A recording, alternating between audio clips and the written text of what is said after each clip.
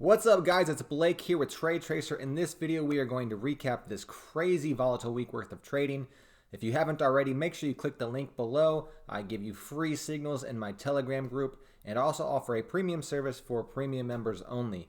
So guys, let's go ahead and get into it. I've got the SPY pulled up here on a daily time frame, and I have this horizontal line drawn in here around the 273.50 area. Seems to be a very key inflection point. We've traded at this area multiple times dating back to 2018.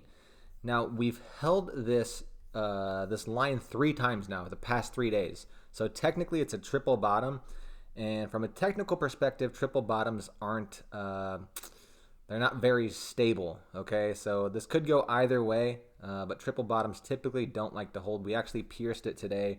You can see we did trade below that black line. The low today on the SPY was 270.88. We're still in a downtrend, especially on the daily time frame, and we did open a very small short position today on the stock market. Now, don't get me wrong, we are a little bit late to the party. The ideal short would have been here on this day on February 24th when we had this gap down and we entered into the downtrend. However, if we look at the higher time frames, things don't look very good. And I mentioned to our members today, if we don't recover quickly, we've already dropped 20%, the fastest ever in history on the DOW. If we don't recover quickly, we could get very ugly and into a serious bear market. So the reason that I'm wanting to do a video today is because people are a little bit confused, don't know what they should be doing with their money.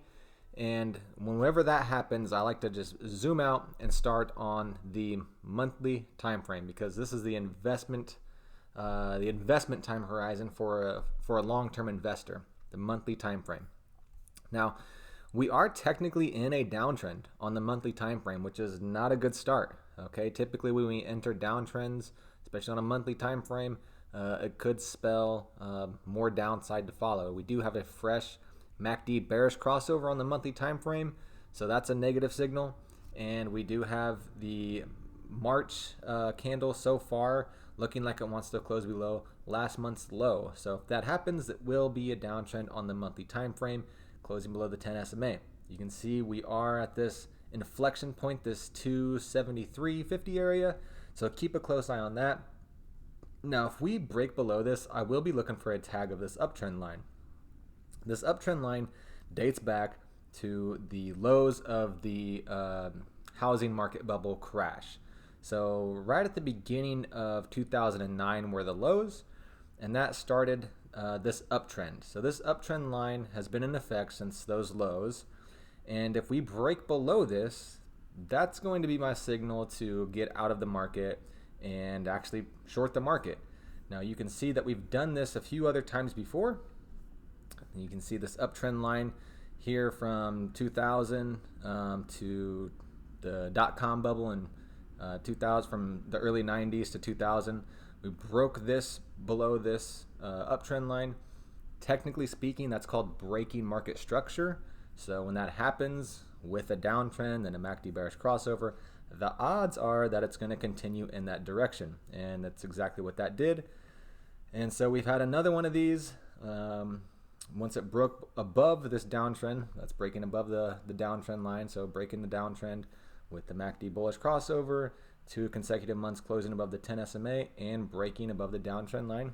That would be rules to trade, rules to get back into the market, and breaking market structure once again started this bull run. So it's very simple, as long as you keep a big enough perspective to see what the general trend is.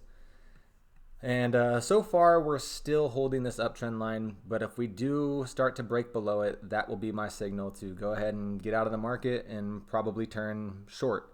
So that level is right around 255 on the SPY. Okay, so the SPY is just an ETF that tracks the S&P 500. So keep a very close eye on that 255 level. If we do break below that, especially with volume, I will be getting pretty heavily short in the stock market. So that is the monthly time frame. Let's go ahead and move to the daily. Let's see here, guys. Sorry, gotta move me for a second. There we go. All right, so now we're on the weekly time frame. So the weekly time frame, once again, we're in a downtrend. The MACD is bearish, heading lower, and we are at that inflection point, that 274, 273 area. But if we do close here, once again, we'll be in a downtrend on the weekly time frame. And you can see that 273, 274 area is a key price inflection point. If we hold here, this could be a perfect bounce candidate. But so far, we have yet to see that, and we are still trading the trend. Now on the daily, once we get this loaded up here on a daily time frame, you guys know it's been ugly. The market has just been wanting to fall every single day. All I see plastered all over the news is coronavirus this, coronavirus that. We had some Saudis starting, to a price war with oil. Just kind of a perfect storm, especially with the yield curve flat as a pancake. So we are still in this immense downtrend. I will not be looking to really get long until we can close above this 10 SMA, as I keep talking about, with preferably a MACD bullish crossover. So until then, stay on the sidelines, stay safe, preserve your capital, and stay in things like gold. Now, gold today did enter into no trend. So no trend is when we close below the 10 SMA. So we closed below this 10 SMA today, and this MACD is getting a little weak. It looks like it wants to cross over. So we could see some sort of a pullback into this 150 range, 145 range, 147 range.